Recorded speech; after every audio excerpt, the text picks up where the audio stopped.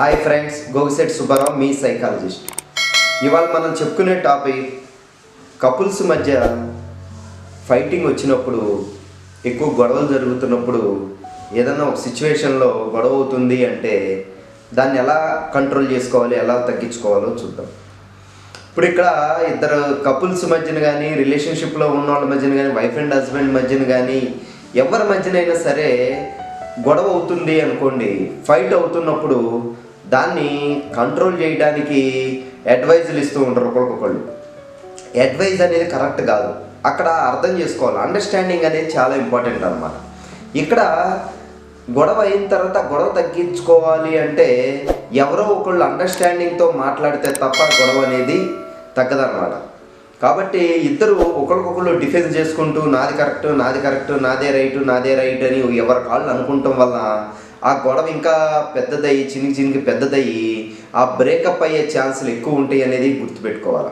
కాబట్టి ఇద్దరి మధ్యన రిలేషన్షిప్లో కానీ, కపుల్స్ కానీ, లవర్స్ కానీ, వైఫ్ అండ్ హస్బెండ్ కానీ, ఈ ఫ్రెండ్షిప్లో కానీ, ఎక్కడైనా కానీ గొడవ అవుతుందంటే ఇద్దరి మధ్యన దాన్ని కంట్రోల్ చేసుకోవాలంటే అడ్వైజులు ఇవ్వటం కాదు, ఒకరికొకళ్ళు ఎవరో ఒకళ్ళు అండర్స్టాండింగ్తో అర్థం చేసుకుని ఆ డిఫెన్స్ని తగ్గించుకుంటే అప్పుడు దానికి కొంచెం ఆ ఫైట్ని కానీ, ఆ ఇద్దరి మధ్యన వచ్చిన ప్రాబ్లమ్ని కానీ తగ్గించుకునే అవకాశం ఉంటుంది అన్నమాట. కాబట్టి ఇక్కడ గుర్తుపెట్టుకోవాల్సిందంటే ఎవరన్నా ఒకళ్ళు కన్నా ఈ మాట అంటే నీ మాటల వల్ల నేను హర్ట్ అయ్యాను, కానీ నిన్ను వదులుకోవాలని లేదు, నిన్ను లూజ్ చేసుకోవాలని లేదు, నువ్వు నాకు అవసరం, నీ మాటల వల్ల బాధపడినా నువ్వు నాకు అవసరం అని ఎప్పుడైతే మనం అంటామో ఆటోమేటిక్గా అవతల పర్సన్ కొంచెం డిఫెన్స్ కన్నా, ఆర్గ్యుమెంట్ చేసే దానికన్నా ఆలోచించే విధానం చేంజ్ అవుతుంది అనేది గుర్తుపెట్టుకోవాలి. ఎందుకంటే ఏ ఇద్దరి మధ్యన గొడవ వచ్చినా ఇద్దరు ఒకరికొకళ్ళు డిఫెన్స్ చేసుకుంటూ నేనే రైట్ అనుకోవటం వల్ల ఆ రిలేషన్షిప్ బ్రేక్ అయ్యి పెద్ద ప్రాబ్లమ్స్ క్రియేట్ చేసుకునే అవకాశం ఉంటుంది తప్ప ఆ అండర్స్టాండింగ్తో కలిసి ఉండటం అనేది, రిలేషన్షిప్ కనెక్షన్ అనేది పెరగటం అనేది ఉండదనేది గుర్తుపెట్టుకోవాలి.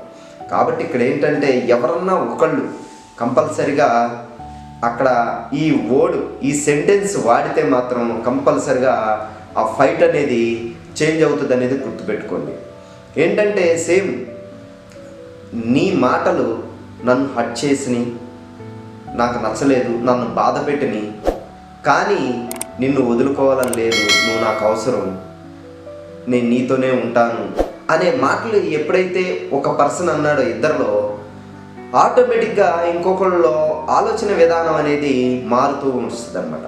ఆ డిఫెన్స్ అనేది తగ్గిపోయి కనెక్షన్ బిల్డప్ అవుతుంది అనమాట, కనెక్షన్ స్టార్ట్ అవుతుంది. కాబట్టి ఇద్దరి మధ్యన గొడవ అవుతున్నప్పుడు అడ్వైజులు, డిఫెన్సులు చేసుకోవటం కన్నా అండర్స్టాండింగు, కనెక్షన్ పెంచుకోవటం, డిఫెన్స్ని తగ్గించుకోవటం చేస్తే ఆటోమేటిక్గా రిలేషన్షిప్ అనేది మెయింటైన్ అవుతూ రిలేషన్షిప్ బ్రేక్ కాకుండా ఇద్దరు రిలేషన్షిప్ కంటిన్యూ అవుతుంది అనేది గుర్తుపెట్టుకోవాలి.